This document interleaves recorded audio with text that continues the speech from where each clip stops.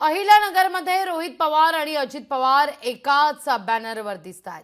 रोहित पवारांच्या नावाने अजित पवारांच्या स्वागताचा बॅनर लागलाय।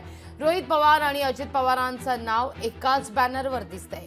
कर्जत जामखेड मतदारसंघात झळकलेल्या या बॅनरची मात्र सर्वत्र चर्चा आहे।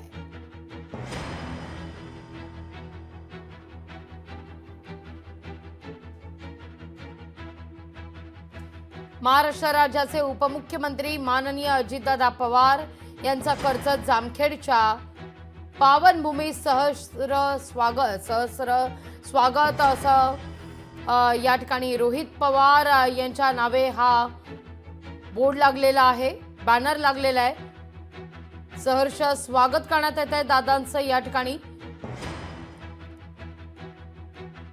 स्वागतोत्सुक म्हणून रोहित पवार आणि मित्र परिवार असा हा बोर्ड आहे।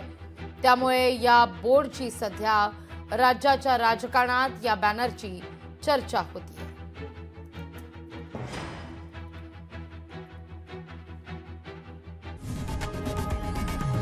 लोकशाही मराठी ऐका, पहा, जागरूक रहा।